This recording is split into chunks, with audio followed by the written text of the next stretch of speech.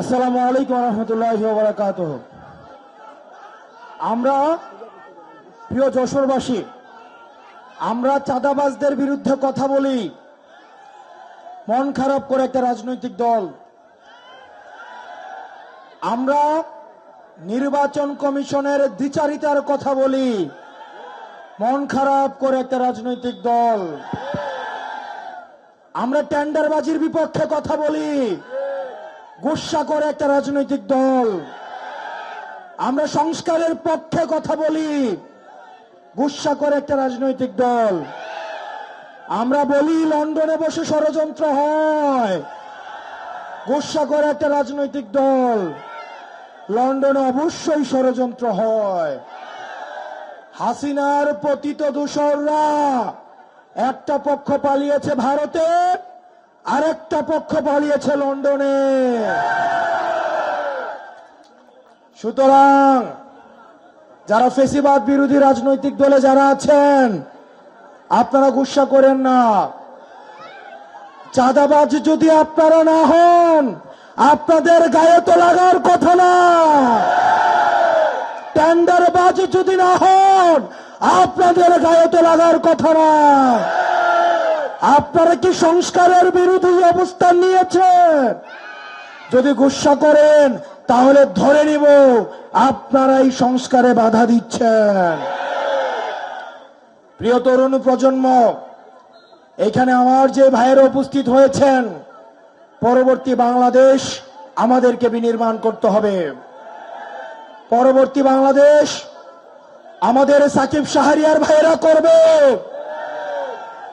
পরবর্তী বাংলাদেশ খালেদ সাইফুল্লাহ ভাইয়েরা করবে, ইয়াহিয়া জিসাই ভাইয়েরা করবে।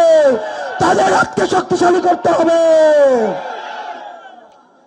ভারতে বসে, লন্ডনে বসে আওয়ামী লীগের পতিত দূষররা এখনো পর্যন্ত ষড়যন্ত্র করে যাচ্ছে। আমাদের সংস্কার কার্যক্রম হতেই হবে। তাতে যদি কেউ বাধা দেয় তাহলে আমরা ধরে নেব আওয়ামী লীগকে পাহারা দেওয়ার জন্য আওয়ামী লীগের এক্সটেনশন হিসেবে আপনারা এই দেশে কাজ করে যাচ্ছেন। প্রিয় যশোরবাসী, ৭১ সর্বপ্রথম যেই জায়গাটা স্বাধীন হয়েছে সেটা হচ্ছে যশোর। আমরা যশোরে দাঁড়িয়ে বলছি, এই যশোর থেকে আমাদের সংস্কার, বিচার এবং নির্বাচন কার্যক্রমে নেতৃত্ব দিতে হবে। অত্যন্ত সুপরিকল্পিতভাবে এনসিপি কে নির্বাচন বিরোধী বানিয়ে দেওয়া হচ্ছে। আমরা এনসিপি সবচেয়ে প্রগতিশীল এবং নির্বাচনের জন্য সবচেয়ে যদি কেউ কথা বেশি বলে থাকে সেটা হচ্ছে এনসিপি। আমরা এনসিপি সংস্কার চাই, আমরা এনসিপি বিচার চাই, আমরা এনসিপি নির্বাচন চাই। আর একটা দল রয়েছে তারা কেবল নির্বাচন চায়। আমাদেরকে তিনটাই দিতে হবে। আমাদের সংস্কার দিতে হবে, নির্বাচন দিতে হবে, বিচার করতে হবে।